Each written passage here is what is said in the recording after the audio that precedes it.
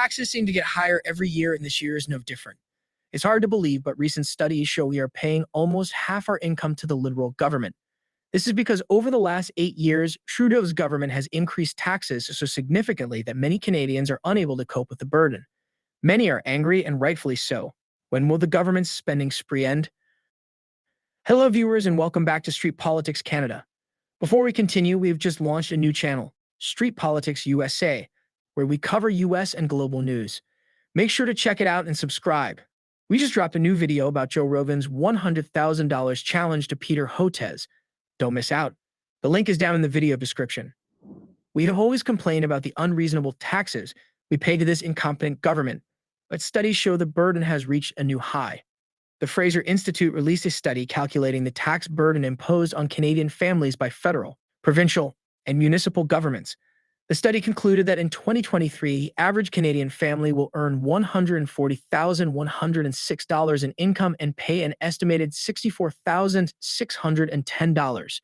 This means literally 46% of your income is going to the government. Since when do ordinary citizens give half of their hard-earned dollars to an incompetent government that can spend it on their whims and fancies? It's not like our government listens to what we want, so how can they justify this burden? While it's important to point out that the total amount varies from one province to the other, the Montreal Economic Institute found that 72% of Canadians believe that the tax burden of individuals is too high. When the Liberal government was first elected, it vowed to reduce taxes, which was actually one of the few promises it did keep, although it did so in a deceptive manner. So while the Liberal government decreased the rates on income tax from 22% to 20.5%, a 2018 study found that in the end, these changes actually raised, not lowered, taxes for 81% of individuals. Of course, the Liberal government has taken the opportunity to congratulate themselves for lowering taxes. But when in reality individuals are taxed more than before, their self-congratulatory remarks ring hollow. Taxation has gotten so out of hand that Canadians are paying more to the government than they are paying for their own daily necessities. A recent study comparing the tax burden to the cost of necessities like food, shelter, and clothing found that the average Canadian family now spends more of its income on taxes than it does on all of its necessities combined. Yes, you heard that right. Only 35.7% of Canadians' income goes to living expenses, while 43% goes straight to the government's pocket. So what does all this get us? The government is supposed to use this tax money for the public good. So what good has come from it? Nothing. The reality is that we are paying for the government's irrational spending. We already mentioned before that we are paying for the Prime Minister to play hero to the Ukrainian people. According to the Liberal government's March budget, Canada will continue to pay Ukraine billions of dollars in assistance, $2.4 billion to be exact. In another instance, MP Scott Aitchison spoke about the huge amount of money paid for the CMHC. It's shocking that the Liberal government has spent around $52 million in bonuses for the Canada Mortgage and Housing Corporation, considering that if you ask anyone, they will tell you the CMHC is not doing a good job. So who decided they are deserving of $52 million in bonuses?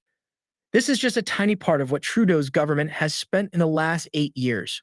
But for a man who spares no expense while using money from our own pockets to maintain his family's lifestyle, this sort of spending is probably nothing. In 2021, we paid an incredible $22,000 just for food during July and May. In 2022, we paid $1,000 per week just for miscellaneous food expenses, even though many Canadians are skipping meals to make ends meet. Meanwhile, his family's week-long trip to Jamaica only a few months ago cost taxpayers around $162,000. Seeing how out of touch Trudeau is with the reality many of our country's citizens face is deeply saddening. And because of all this reckless spending, Canadian households are barely able to make ends meet. According to a Statistics Canada study from last year, almost half said they were very concerned with their household's ability to afford housing or rent, while almost half of the people ages 35 to 44 said they found it difficult to meet their financial needs over the past 12 months. These are very frightening reports, but a new study on consumer vulnerability shows the problem is much worse than previously imagined. According to the study, the percentage of Canadians who borrowed money to cover their daily expenses increased from 26% in 2020 to 38% in September 2022. With the burden on families only growing heavier, it's no time for our government to be cavalier with their spending. Yet a recent poll concluded that 74% of Canadians surveyed feel the average family is overtaxed by the federal, provincial, and local governments. Based on how much of our income goes to the government, I'd say they have a right to feel this way. I think we can all agree that if this money was being used effectively and our lives were actually improving as a result of it, then one could make a case in defense of such high taxation.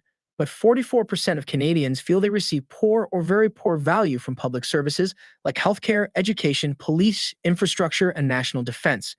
So it's no surprise that over half of Canadians believe the average family should pay 25% or less of their income to our governments.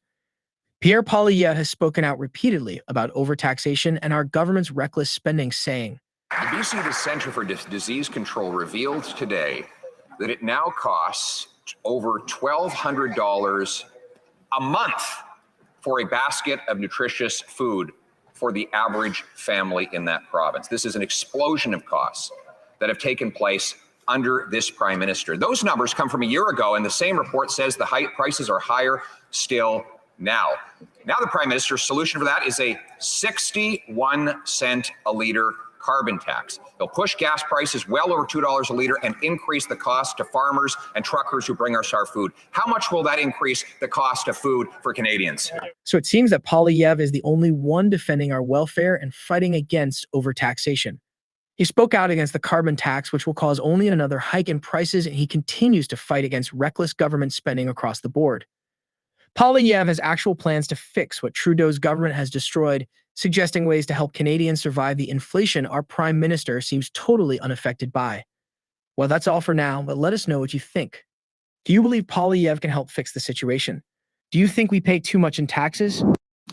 What's going on, everybody? Welcome to another edition of Speak Your Mind. My name is Pastor Giovanni, and we're going to be together on this program, giving you the very best of controversial topics that we have here in Canada. I do not find myself by myself, never, but I have with me today Mrs. Vivian. Ms. Vivian, how you doing? I'm good, Pastor. Good evening. Good evening to all. If you're watching us right now and you want to sound off, you're somebody who has their own opinion about the government, this is the following question that we have. Is our tax money well spent by the government? And if you don't know, Ms. Vivian, for this person who's watching us, tax money, our tax money goes to fund different things like funding the police, funding parks, schools. Our tax money goes to a lot of things that help out in the community. If you want to give us your opinion, if you're somebody who says, oh, you know what, I got something to say about tax money being spent by the government, you can give us a call right now, 877-785-8700, or you can send us a message through WhatsApp, 437-233-9815. Ms. Vivian, this person can also join in our live survey right now on Telegram, right? Yes, they can. And also there is going to be the QR code, as you can see right now. We actually do have this poll going on, and we have so far where it says, yes, every day we can see tax money well spent. No, not at all. Or I doubt our tax money goes back into our community. So swipe this QR code, look into it, and see. Leave us your comments. Tag yourself within this post so that we can see what your thoughts are. As you guys saw in the first video that we showed you guys, especially toward the end, we had a little bit about Trudeau spending certain tax dollars on his own. What do you think? Does that make you angry? Or do you think it's something that we should continue supporting? You guys who are watching us here in Toronto, Vancouver, Winnipeg, whatever province here in Canada, if you guys want to sound off, you have that opportunity. I want to show you guys this following video about Trudeau calling conservatives cold-hearted during a fiery debate on inflation. We'll be right back. Conservatives are the only ones protecting pensions and employment insurance against the inflation that is eating up the paychecks and the benefits of Canadians. Now, the finance minister is suddenly pretending to agree with me on all of this. She sent a memo that's since been leaked in which she says that her ministers will have to find savings to match any new spending in the fall economic update. It's not clear whether the Prime Minister got the memo. He still wants to continue to pour inflationary fuel on the fire with more spending still. Will he listen to his finance minister, who's started to listen to conservatives, and cap spending and taxes? The Right Honourable Prime Minister. The only cold-hearted conservatives would imagine and describe sending kids who otherwise can't afford to go to the dentist as pouring fuel on inflationary fires. Only conservative politicians would consider that giving targeted support for low-income Canadians to help pay for their rent would be pouring inflationary fuel on the fire. Mr. Speaker, inflation is a global phenomenon right now. We've moved forward with targeted supports for families that'll make a meaningful difference. Unfortunately, the Conservatives, for all their rhetoric, stand in opposition to help for families. The Leader of the Opposition. We stand in opposition to the policies that have sent 1.5 million Canadians to the food bank in a single month. We oppose a record credit card debt on which the Prime Minister's policies are now driving up interest rates. We oppose policies that have forced 1 in 5 families to skip meals because they can't afford food. You want to talk about cold-hearted? This is the guy that wants to triple the carbon tax on home heating when bills are expected already to have gone up 100%. Why won't he cancel that cold-hearted plan and cap taxes? The Right Honourable Prime Minister.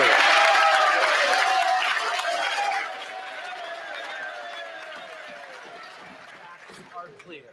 The price on pollution returns more money to average families in the jurisdictions in which it applies than they pay out in pollution costs. This is the fact that has allowed us to both lead on the fight against climate change and put more money back in the pockets of Canadians. But the reality is, I don't know what it is today, but everybody's very rowdy. Maybe I'll let the Prime Minister start over again, and I'm hoping everyone will listen this time rather than shout. And I know everybody wants to help him answer, but it's his turn to speak. The Right Honourable Prime Minister. Thank you, Mr. Speaker. Despite consistent Conservative misinformation and disinformation on the matter, the simple mathematical fact is that the price on pollution returns more money to average families in the jurisdictions in which it applies than they pay in this extra cost on pollution. That's how we can move forward on fighting climate change while supporting families through this transformation of our economy and of our energy. These are the things that matter to Canadians. This is where we're continuing to put them first, not ideology. Mr. Speaker, while the Conservatives continue to focus on me, we're going to stay focused on supporting Canadians, whether that's with measures that Conservatives oppose to deliver rental supports for low-income Canadians, or whether that's to make sure that all Canadians can send their kids to the dentist. But we heard the Conservative leader for months talking about freedoms for Canadians, talking about rights and freedoms. And now that a government is preemptively blocking Canadians' fundamental rights and freedoms, not a whisper from this so-called freedom fighter, Mr. Speaker. When is he going to condemn the use of the notwithstanding clause preemptively? The Honourable Leader of the Opposition.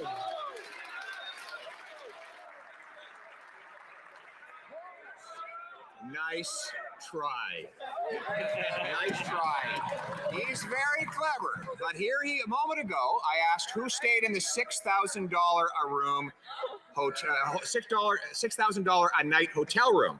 And he said that I was focusing on him. Well, I guess that we got our answer then. Well,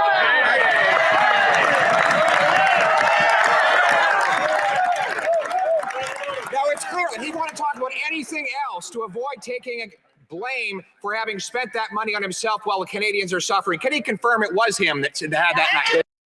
Ms. Vivian, this man was going back and forth with Justin Trudeau in a relentless spew of debate.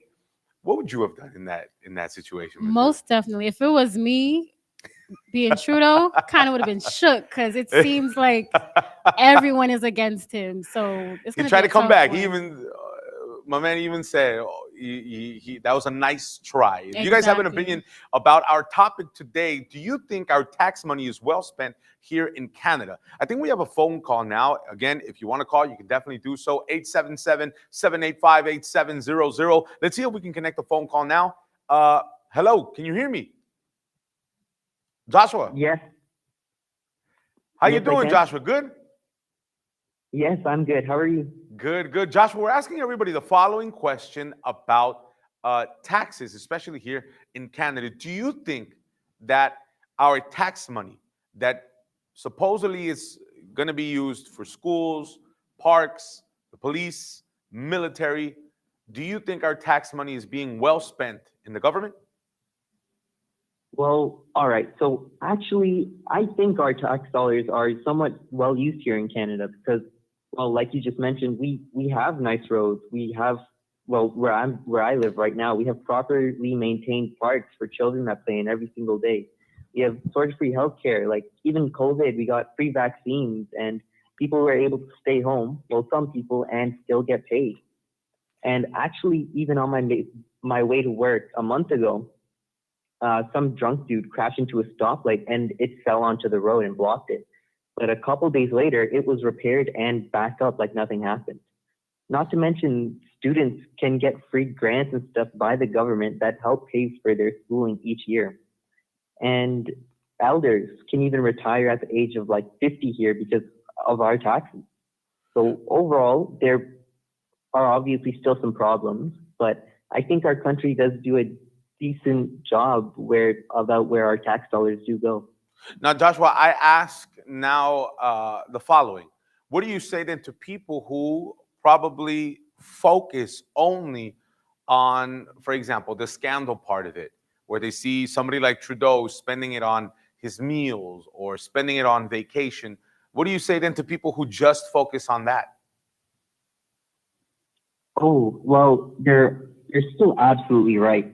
Like, if we're paying our tax dollars, it should only go back to our community. It shouldn't be spent on him or anything. Like, it should just go back straight toward the country. So I wouldn't blame them for being mad. But at the same time, I'm more of a person just to look on the bright side of things. So I'm not that caught up in that type of situation.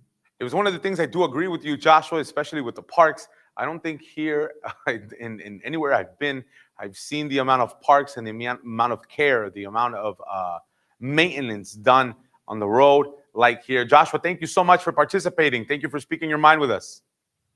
No problem. Have a good night. You too. Ms. Viv, I really liked his example, especially about the road when something had messed up and almost immediately they had gone and they fixed it. Ms. Viv, do we have any more comments? Yes, we do, Pastor. So we have here Mike who says, I'm in Ontario, so I'm pretty consistently pissed at the provincial government. However, we do have roads to all kinds of far places.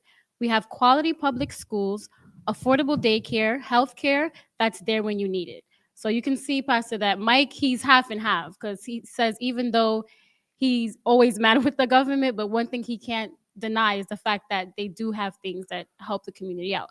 And I also have here Sean, who says, until recently, I worked for a very large corporation in the trenches where we were grossly understaffed and under-resourced.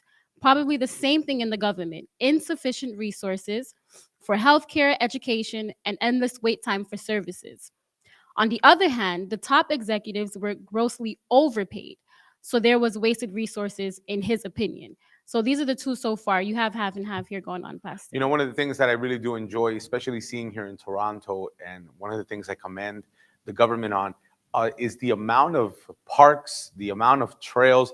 Ms. Vivian, the place that we come from does not have trails like this, does not have parks on every corner, but it does make the city that much smoother, and especially the commute. If you're watching us now and want to sound off, you can definitely give us a call, 877-785-8700, or through WhatsApp, 437-233-9815. I want to show you guys the following video about other party leaders who were obviously critical of Trudeau's government plan. But then again, who isn't? We'll be right back.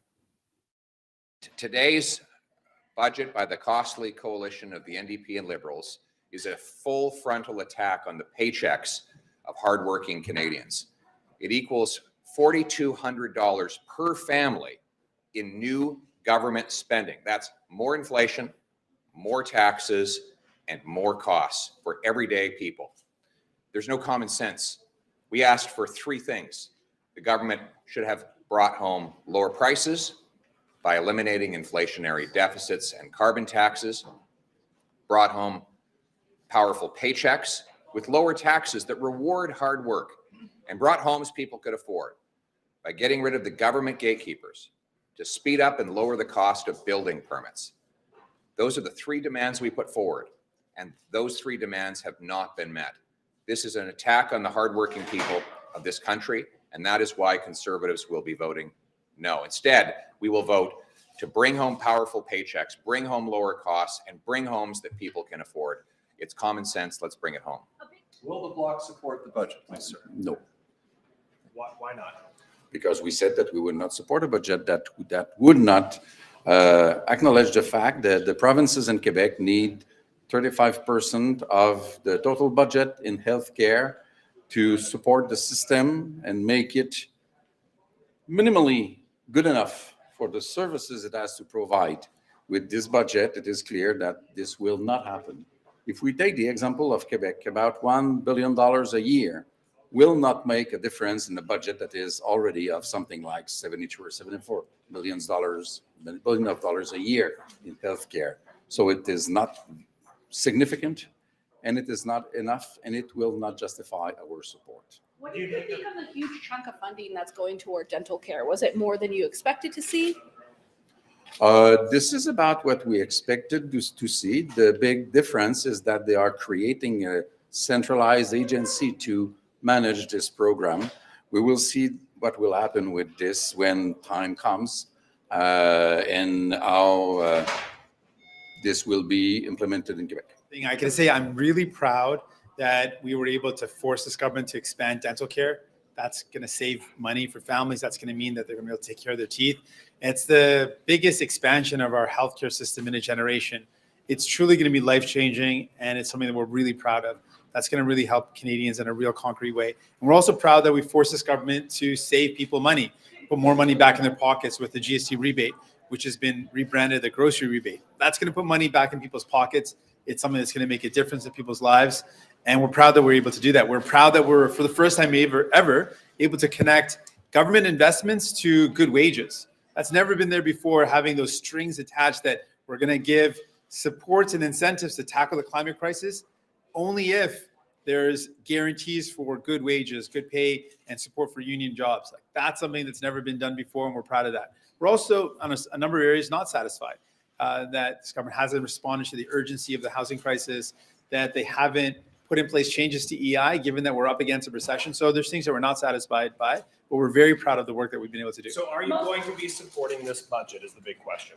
Yes, we'll be supporting the budget. We're going to be supporting the expansion of dental care. We're going to be supporting giving people some money back in their pockets, helping them save money. We're going to be supporting the good wages tied to investments. We're going to be supporting the relief that Canadians deserve and that we force this government to deliver. In a couple of minutes, we're going to go and see what the streets of Toronto had to say about this matter. But Ms. Vivian, do we have any more comments? Yes, sir, we do. So we have Joe here who says, I pay my taxes fair and square, no tricks, no loopholes, yet every year I'm harassed by the CRA for what I imagine is them thinking they can get more out of me. One time they delayed $100K worth of returns of mine for a whole year. They also keep asking for reductant paperwork, for which I end up paying more to my account. And we have here Trisha who says, Canada has issues, weather and tax being top of my list, but it's my home. I like living and spending here, but sometimes I feel like a fool for staying here. You can give us a call right now, and you can join our survey. In a little bit, we're going to be giving you guys the results. The QR code is going to be at the bottom of your screen. You go to your phone, you go to the camera, you scan, and the application Telegram should pop up. You can cast your vote right there on the question that we're asking. Is our tax money being well spent? Let's go to this following video about the opinions of people on the street of Toronto. The interviews that we have, we went outside and we asked people what they thought about their tax money being spent. We'll be back.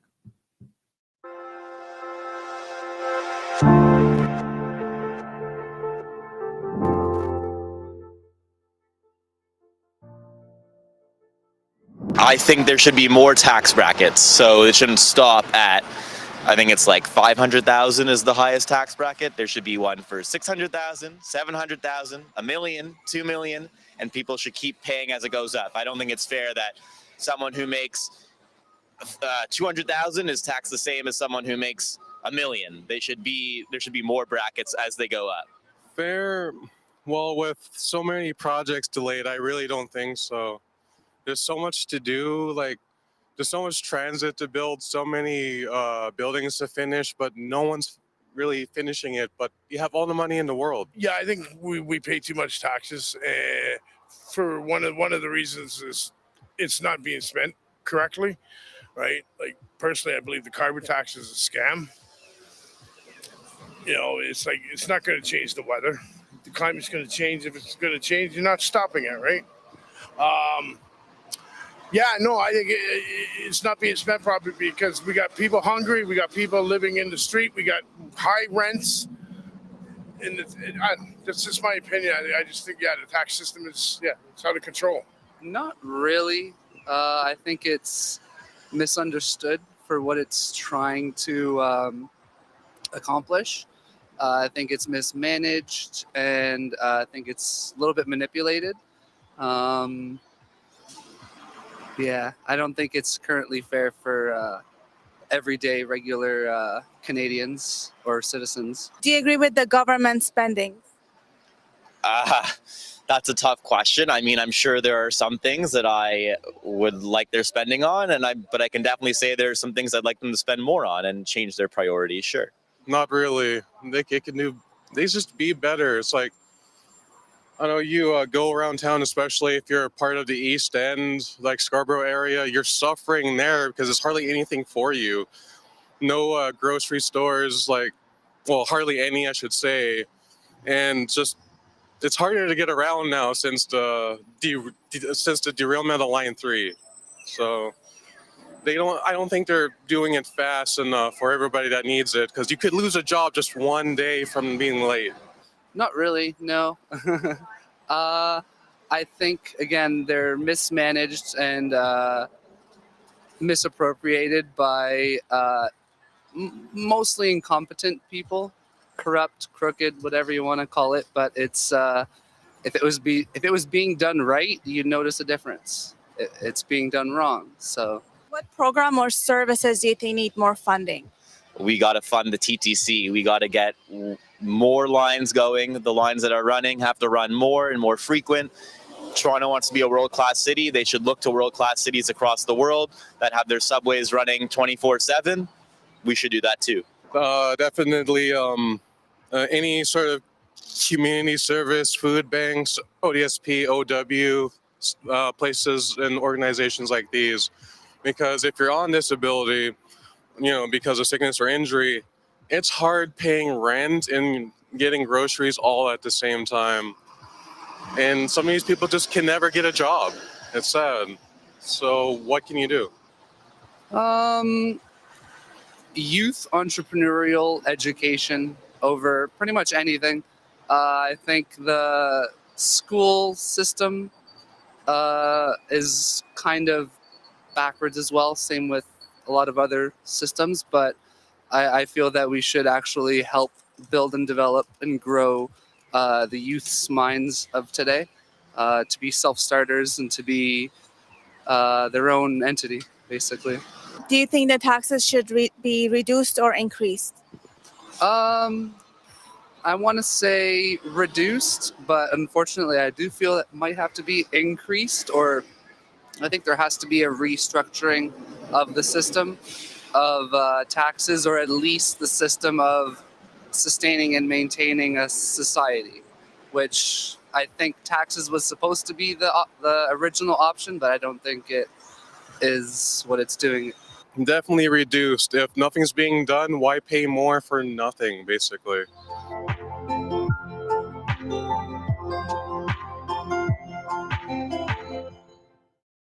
Toronto City Council decided to move forward on a plan to adopt new taxes and fees.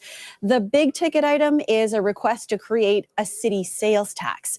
Our municipal affairs reporter Sean Jeffords has been digging into the details of Council's plan. He joins us now from City Hall. So Sean, let's start with the most controversial item, the municipal sales tax. Tell us about the new developments from last night's meeting. Mirabel, the really interesting piece that kind of came out of this on the controversial request for the municipal sales tax is that there's now an addition to the clause in this motion. So initially the ask of Premier Doug Ford and his government was going to be, as I say, for this sales tax. However, now council is saying they could also, instead of having that sales tax, have a portion of the HST.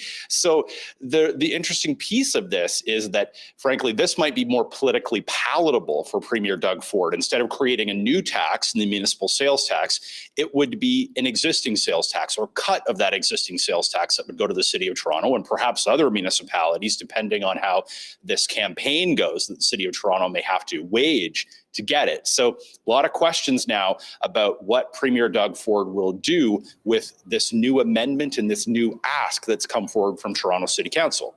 So we'll wait to see what the reaction is on that. But councillors also pitching a lot of other ideas city staff hadn't originally recommended. So what were those, and what could they mean? You know, there were a flurry of motions and debates and votes last night, so much so that it probably would be confusing to a lot of people just looking in, watching.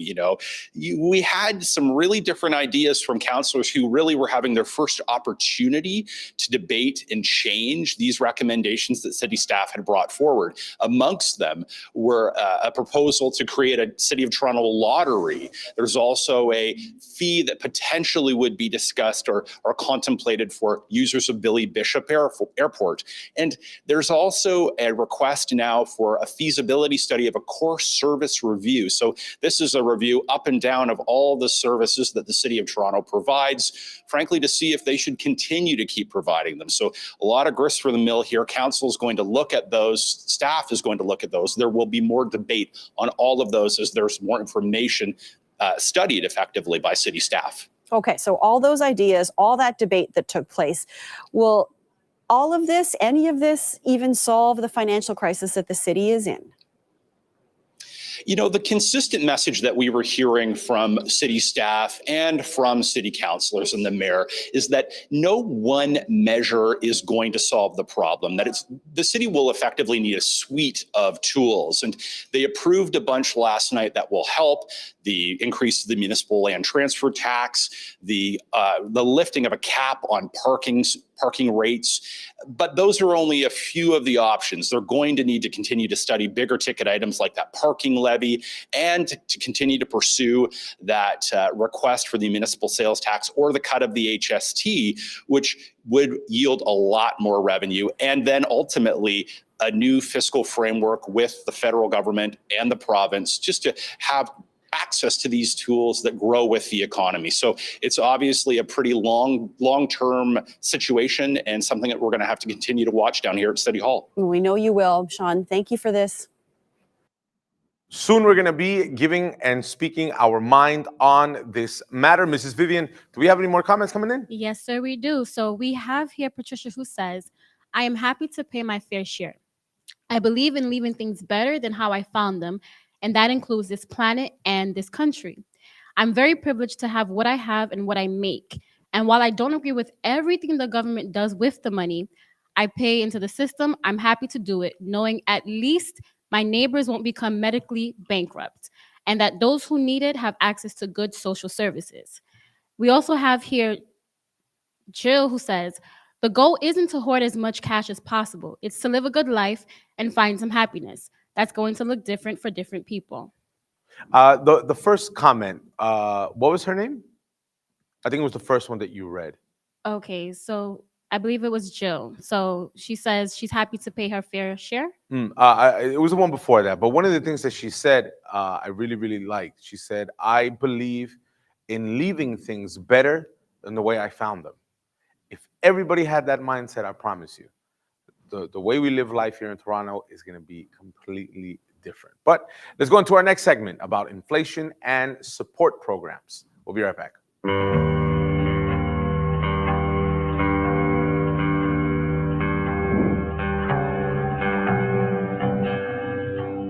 Conservative leader Pierre Poilievre criticizes Trudeau's government for high inflation, as Trudeau defends government spending, stating that it isn't hindering economic growth or contributing to inflation. While Poilievre emphasizes the issue of high inflation, Trudeau repeatedly highlights the importance of social support programs and accuses the Conservative Party of reducing them. The former Liberal Premier of Nova Scotia, Stephen McNeil, said deficits are causing inflation. The former Liberal Finance Minister and Deputy Prime Minister, John Manley, says that this Prime Minister's deficits are like putting his foot on the inflationary gas pedal. Even the Deputy Prime Minister at present has said that inflation is caused by deficits. So will the Prime Minister finally table a plan to balance the budget so we can bring down inflation and interest rates? You're right, Honourable Prime Minister. Mr. Speaker, we know how much the Leader of the Opposition has asked us to trust independent experts and not Liberals on various issues of importance. We disagree. We think Liberals have important things to say. But if he's looking for a strong independent voice, look no further than the Governor of the Bank of Canada, who recently confirmed that government spending is not, quote, contributing to the slowing of the economy, nor is it, quote, standing in the way of getting inflation back to target. We continue to invest in supporting Canadians in targeted ways, while Conservatives continue to talk about cuts to programs and services. The Honourable Leader of the Opposition. Well, Mr. Speaker, if he doesn't trust Liberals on the economy, why should anybody else?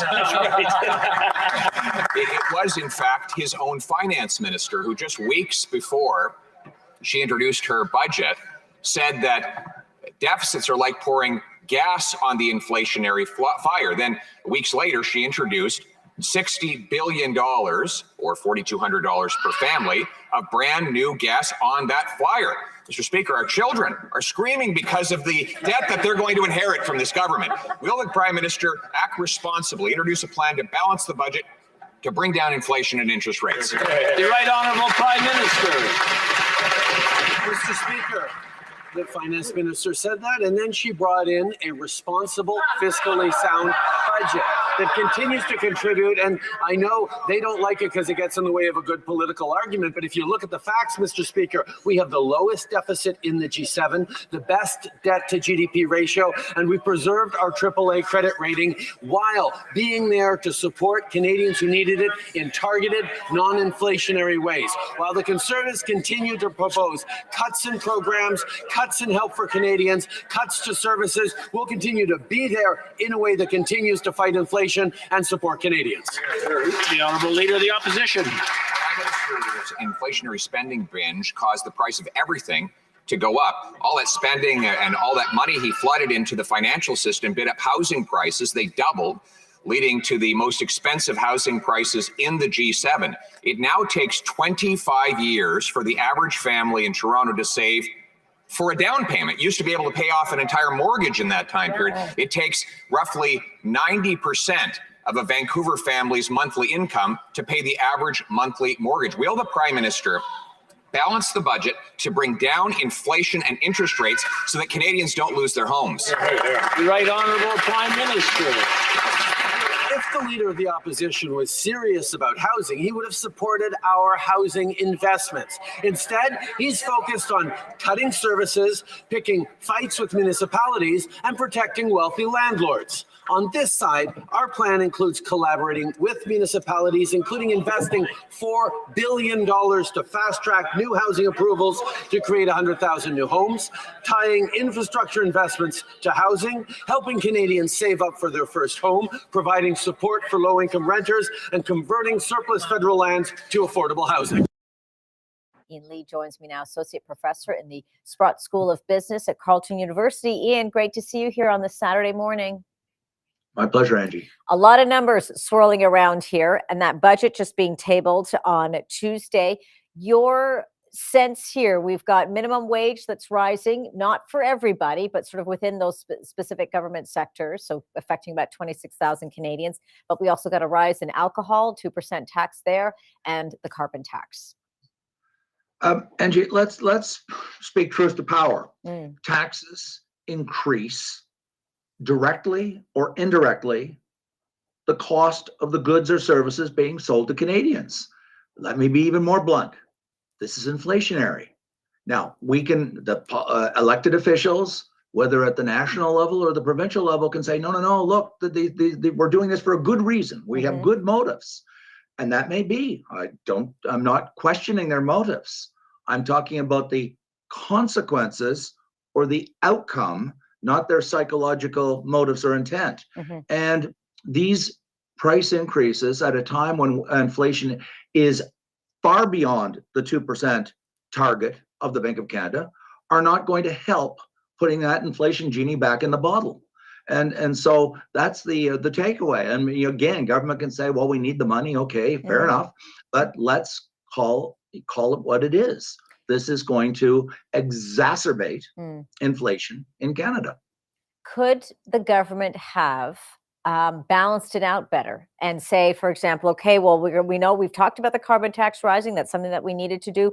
We know that the alcohol tax, rather than going from 6.3%, it's now 2%. So we've helped you out there. But in that budget that was presented on Tuesday, could they have balanced it out to say, with this, we need to get the money from here, but on this side here to balance things out, we're going to provide more support for Canadians. There is the grocery rebate, but some have argued that's not going to be enough. Angie, I've been arguing this for years. And in fact, if I can point to the source of such a claim, of the idea that if you announce new spending, whether federal or provincial, then it should be offset by reductions in spending somewhere else in the budget.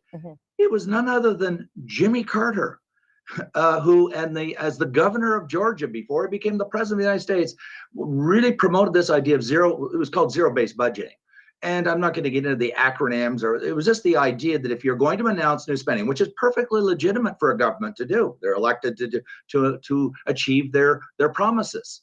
So if you announce $50 billion in new spending, you say, okay, we're going to fund it, not with deficit financing, which is inflationary. It's speeding up or heating up the economy with deficit financing. We're going to sterilize, is the technical term, the 50 billion or whatever of increase in spending by offsetting it with reductions somewhere else. And remember, the government of Canada only 3 years ago was spending 300 billion. Today it's spending 400 billion. So I don't think people can argue that there's no wiggle room in a budget that's approaching $500 billion.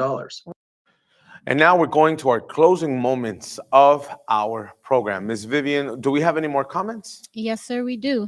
So we have here Ashley, who says, perhaps people would be more willing to accept their tax burden if the quality of public services were measurable with what they were paying, or opposed to looking around and seeing crumbling infrastructure, healthcare, and other services. Hard to feel confident about where your money is going when things appear to be falling apart. And we do still have our poll as we've received the final results in here. So 15% actually said that, yes, every day we see tax money well spent. 46% say no, not at all. And we have 39% who says, I doubt our tax money goes back into our community. Now, regardless of you being somebody who trusts in our government, or somebody who has their own doubts, somebody who has their own insecurities regarding what the government does with your money. Maybe you're that way because you say, Pastor, I don't have any money coming in. I'm very limited financially. I'm stuck. I'm stagnant financially.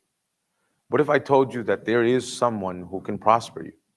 What if I told you that there is someone who promised to give you life and to give it in abundance?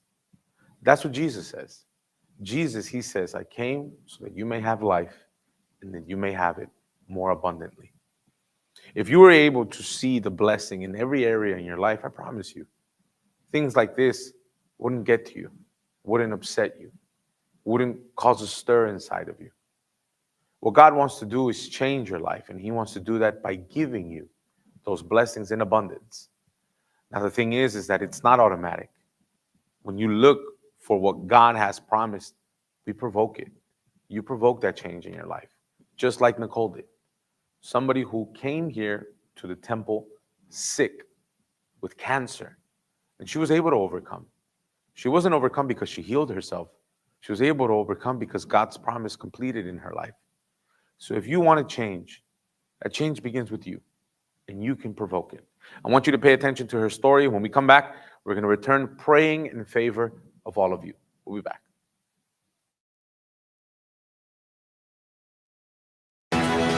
supernatural faith, obedience I was able to drink the blessed water. made their miracle possible. My name is Nicole Peters, and I'm 44 years old. 21 years ago, after giving birth to my daughter, 10 months after, I was diagnosed with ovarian cancer. And my whole world was turned upside down. I had lost my right ovary, I had chemotherapy, and I had lost a few other organs that were affected by the whole treatment of receiving chemo. During that time, I was in and out of the hospital like multiple times a year, like almost every 2 weeks. I was in and out of the hospital, getting treatments, having surgeries, unnecessary surgeries. I developed endometriomas, that's like orange-like tumors that were attached to my other ovary. After a while, my organs, internal organs, start fusing together. So I had other internal issues. I was having a lot of pain. I was blacking out. I was having a lot of issues. And because of that, I became a very angry person. 4 years ago, the doctors, when I went to do my follow-up, they told me there was nothing more they can do for me. They practically tell me to go home and bury myself. There was nothing more they can do for me. They didn't say it was a year. They just told me, just prepare myself to die. So one Saturday I left the house. Some people were there evangelizing. Bishop, he motioned me to come over to him because I was crying, of course, and he asked me what happened when I was crying, if I wanted to receive a prayer, and I said yes. And I told him the situation, and he challenged me. He told me to come to church the next day, that nothing's impossible with God, and God has all the answers. And he told me to bring my daughter as well, and I did, so I obeyed. He gave me the spiritual treatment, and he taught me how to use my faith. So I came, and he challenged me. He said, "I'm going to challenge you. You're going to use the spiritual treatment, and you're going to use your faith, because if you use your faith, it's impossible for God not to honor you." And I did exactly what he told me to do. I had an appointment 2 weeks after, and the doctor needed to do a checkup. They needed to see if they can try and assist me at least to separate some of my organs, because I was blacking out a lot. And so, they had to do the preliminary. They had to do some tests before they do the surgery. So I went and I did the test, and she said she'll get back to me in a few days. And she did. In a few days, she called me and she said she needed me to come in. And when I went in, she told me she don't know what happened. They can't find the cancer. And all my organs had somehow miraculously separated on their own. And it seems like everything was fine. After my healing, I kept coming to the church. I got baptized in water. Somebody advised me to start to seek the Holy Spirit, because without it, it makes no sense. So I started doing that when I surrendered everything to God. And in that moment, I received peace. It was one of those moments where you literally cannot explain, because it's overwhelming. It's joy, it's peace. I was crying at the same time, but there was an assurance I've never had in my entire life before, because I had been through a lot, and I knew that God was with me. And that's my biggest testimony, apart from being healed, to receive the Holy Spirit. Today, I'm a happier person. Things don't bother me like they used to. I am still very much healed. The doctors were telling me the other day they don't know how it happened. My body is intact, like a 20-year-old, and I'm happy about that to this day. I'm not angry anymore. I'm not confrontational anymore. I'm actually very much at peace, and that's what really matters, because for a long, long time, I had no peace. For 17 years, in and out of the hospitals, having multiple surgeries, 7 surgeries, having told this, removing endometriomas and their tumors. It's a lot. You who are out there, I know life may seem overwhelming, and you might be sick and in a lot of pain, and you feel like you have no way out. I'm here to tell you there is a way out. So if you're watching this testimony right now, know that your situation is nowhere near impossible. God can change everything if you give him the chance. If you open up yourself and you surrender yourself, God can turn your impossible into possible.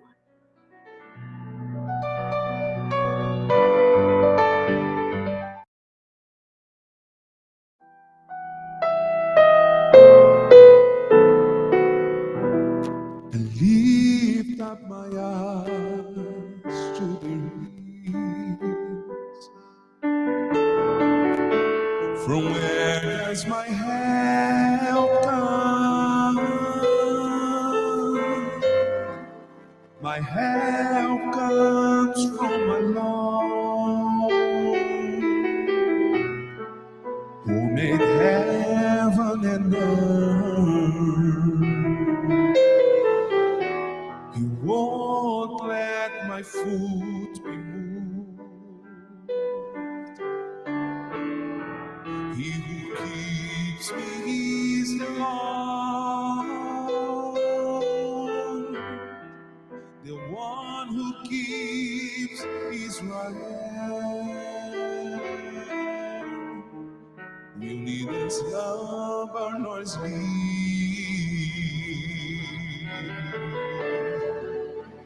The Lord is my keeper. He's the shade on my...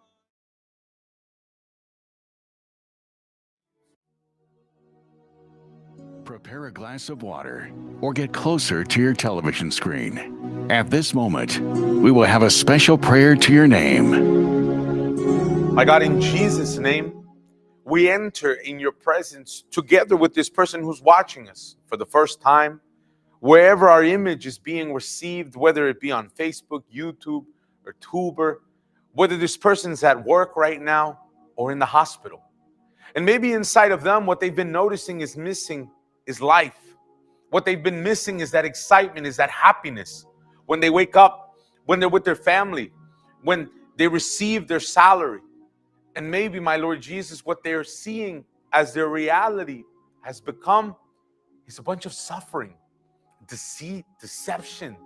What they've been seeing in their lives, my Father, has been something so small that they're not even able to live off that. But you say in your word that you came to bring life so that we can have it more abundantly.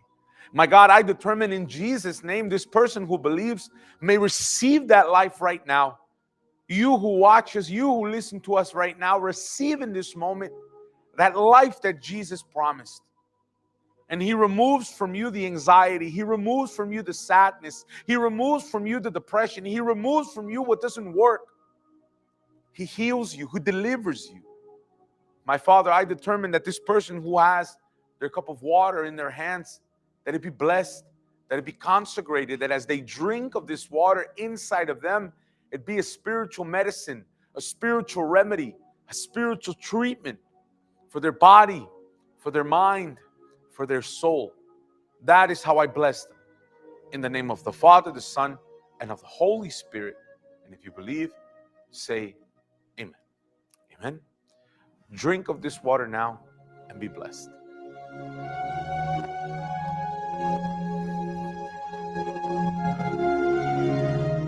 (2420) Dufferin Street here in Toronto. We're going to put the images now of how our temple looks on the outside. You can take the 29 bus or the 929 bus, and you're going to end up right there. We're on the corner of Bowie Avenue and Dufferin Street, about a block and a half. We have Eglinton Avenue.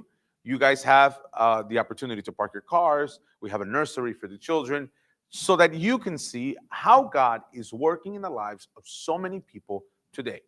2420 Dufferin Street this Sunday at 10 o'clock in the morning. You are our special invite in our gathering of faith and miracles. We hope to see you. God bless you. Thank you.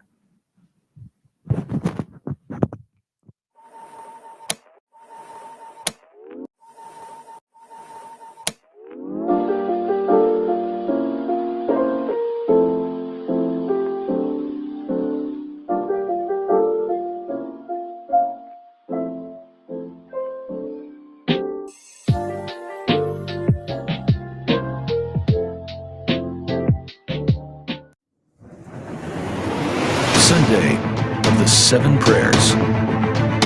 In the gathering of faith and miracles, bringing restoration to health, prayer for your deliverance, to your love life, to your family, your financial life, for inner peace, and a real and true encounter with God. There are 7 prayers that will impact your life and destroy all your troubles. bringing new life in every way. Sunday of the Gathering of Faith and Miracles. Sunday at 10 a.m. 2420 Different Street, 1 block north of Eglinton Avenue, and at every